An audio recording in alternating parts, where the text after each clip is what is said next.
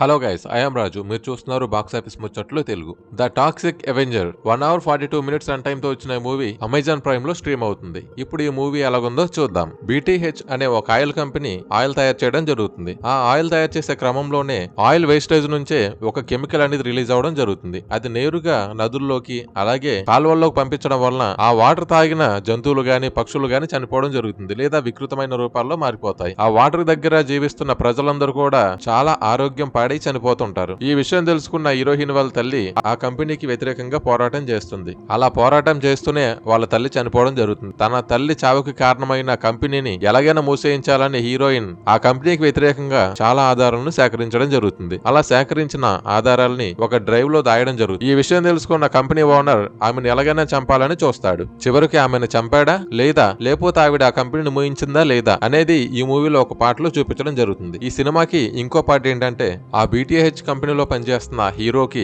Health issue రావడంతో ఆ company owner ని కలిసి నాకు ఆరోగ్యం బాలేదు, నాకు సహాయం చేయండి అంటే బయటికి తోసేయడం జరుగుతుంది. ఆ కంపెనీ మీదకి కోపంతో వెళ్లి ఎలాగైనా సరే దొంగతనం చేసి రావాలని ఒక ప్లాన్ తో వెళ్లడం జరుగుతుంది హీరో. అలా వెళ్లిన హీరోని రౌడీలు చంపేసి ఆ కెమికల్ బావిలో పడేయడం జరుగుతుంది. ఆ కెమికల్ లో పడ్డంతో ఆయన ఒక వికృతమైన రూపంలో మారిపోతాడు. అలా మారిన తర్వాత తన జీవితంలో ఏం జరిగింది, తిరిగి సాధారణమైన మనిషిగా మారాడా లేదా తన కొడుకుని రౌడీలు చంపడాన్ని చూస్తారు. తన కొడుకుని హీరో కాపాడుకున్నాడా లేదా అనేది మూవీలో చూపించడం జరుగుతుంది. ఈ సినిమాలో అడల్ట్ కంటెంట్ ఉందా అంటే ఎస్ ఉందండి. అలాగే కొన్ని యాక్షన్ సీన్స్ లో చాలా బ్రూటల్ గా చంపే కొన్ని సీన్స్ ఉంటాయండి. అవి ఫ్యామిలీతో కలిసి అస్సలు చూడకండి. అలాగే కొన్ని ఎక్స్పోజింగ్ సీన్లు కూడా ఉంటాయండి. సో ఫ్యామిలీతో అస్సలు చూడొద్దు. చూడాలనుకుంటే సింగిల్ గా మాత్రమే చూడండి. యాక్టింగ్ విషయానికి వచ్చినట్లయితే పీటర్ డింక్లైజ్ హీరో క్యారెక్టర్ చేసిన ఆయన తన పర్ఫార్మెన్స్ అయితే చాలా బాగుంది. అలాగే హీరోయిన్ క్యారెక్టర్ చేసిన టేలర్ పైజ్ గారి యాక్టింగ్ కూడా బాగుంది. విలన్ క్యారెక్టర్ చేసిన ఆయన కూడా చాలా బాగా చేశారు. మిగతా యాక్టర్స్ కూడా చాలా బాగా యాక్ట్ చేశారండి. గ్రాఫిక్స్ విషయానికి వచ్చినట్లయితే ఈ మూవీలో గ్రాఫిక్స్ బాగుంది. అలాగే బ్యాక్గ్రౌండ్ మ్యూజిక్ కూడా బాగుంది. డైరెక్షన్ విధానం కూడా బాగుందండి. ఫైనల్ గా ఈ మూవీ ఎవరికి నచ్చుతుందంటే,